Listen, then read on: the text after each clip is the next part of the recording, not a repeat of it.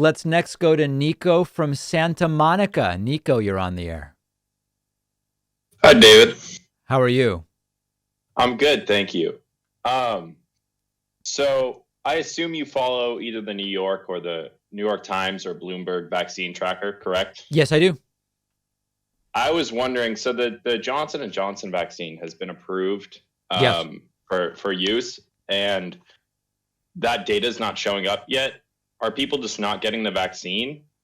Or as of earlier this week, after the J&J was approved, but before this week, when you looked at, I haven't looked at the Bloomberg tracker for a while, but when you would look at the New York Times, it would say J&J has been approved. We have no data on it. It's not included in our tracker. As of this week, there's a new message on the New York Times tracker, which says J&J 1 dose is now included here. And we are including now, because it's 1 dose, if you got the J&J vaccine, you're being counted by the New York Times both as having full vaccination and as having at least 1 dose. They're basically it's not really double counting. You're part of both categories. So my understanding is now J&J is in the New York Times tracker. Okay, so that vaccine data is updated then? Yes, as far as I know. All right, well, thank you. All right, Nico from Santa Monica with a very specific question, I guess is what we would say. Why don't we go next to Amugo from Florida? Amugo, you are on the air. Hey, David, can you hear me? Yes, I can. All right, how you doing? I'm doing well.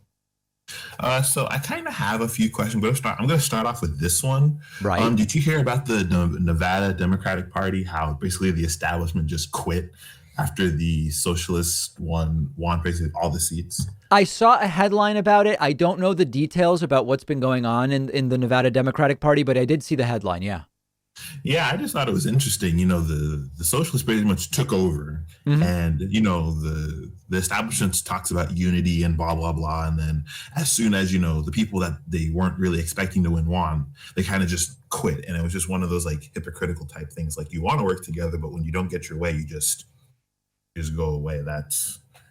It was just funny to me. Yeah, it is funny based on the headlines I've seen. I plan to do a deeper dive on it this weekend when I have some time to read more stuff about it. But I'm curious as to like the background on it. I don't know whether this is something that's been building within the Democratic Party there for some time, or if this like punctually exploded or what happened. But it sounds very odd and counterproductive, to be quite frank. Yeah, true.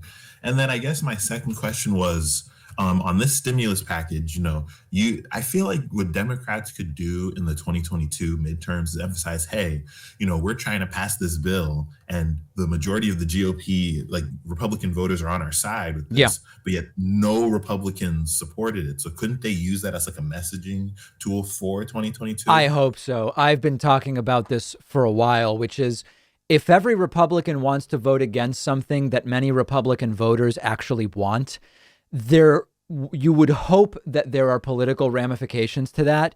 And you would imagine that Democrats would figure out a way to try to hold them to account for that in 2022 by running on, they voted no on you getting any money.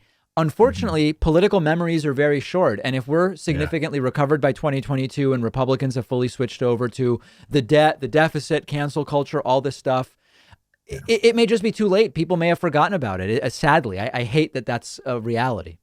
Yeah, I mean, I was thinking about it because there's a new poll that just came out, a YouGov poll, I believe, and it shows 75% of Americans want this bill and 59% of Republicans want it, but yet no Republicans voted for it. So it's they're not representing their constituents by definition. Literally, in a mathematical sense, they are not doing it. And for all the flaws Democrats have, I mean, at least they're trying to get it passed, because there's a lot of flaws with the bill. The $15 minimum wage, more means testing. So there's a lot of things that aren't good about it, but at least they're trying to get relief done. But the right's talking about Dr. Seuss. So I don't know. This was my exact commentary, which is there's a bunch of issues where Democrats and Republicans aren't very different. But you look at this, every Republican voted for people to get nothing. Democrats, frustratingly, They don't want the $15 minimum wage. And remember, it's not like there's Democratic senators who would have voted no, even if you push it into the bill. That's the frustration.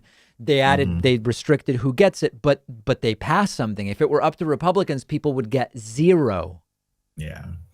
And then like final point is Tom Cotton. I think I don't know if you mentioned it. I don't know who it was, but Tom Cotton went on Fox News and said, "Oh, the Democrats want to give prisoners, like, I can't remember who the church guy was. I can't remember, but they want to give him a $14 check. It was the Young Turks." And that same provision was in the Trump stimulus bill, but now Tom Cotton hates it now that the Democrats trying to do the exact same thing. Wasn't it like the Boston bomber they were talking about? Yeah, the Boston bomber. Yeah. It's insane. I mean, this is the same thing as when they say there's a projection of 100,000 children coming across the border. Those are almost identical numbers to what there was under Trump. It's just Fox News wasn't talking about it then. Yeah, it's honestly frustrating just like listening to them. It's like, listen, Democrats have the flaws, but at least they're trying to help. You guys just complain and complain. Did you see Tim Ryan on the House floor basically yelling at Republicans like, I did. We're trying to help the workers. Like, what are you guys doing? You complain and complain. So Tim Ryan's a good guy. We've had him on the show and I've met him a couple times. He's a really, really good guy. Not my favorite, but at that moment I was like, I feel you, man. I feel you. No, it's not like he's not inspiring as a progressive leader, but he's relatively progressive and a good guy. All right, Amugo, thank you for the call. No problem. Have a good day. All right, there is Amugo from Florida. I should have asked which of the two he's from, actually. One of our sponsors, PureVPN, is giving you 47% off a 1-year plan, which comes out to less than $6 a month. PureVPN makes you anonymous online, and you can trust them. They're the only VPN with an always-on third-party audit, verifying that your internet activity is not being logged. PureVPN keeps you safe from hackers, prevents you from being spied on by your ISP, social media companies, government surveillance. It lets you stream shows and movies that aren't available in your country. PureVPN is super fast with over 6,500 servers, and you can use it on all of your devices with 10 devices logged in at the same time.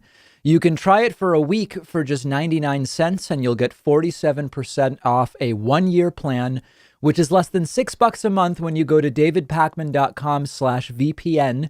The link is under this video, and you'll even get an additional 10% off when you use the code Pakman.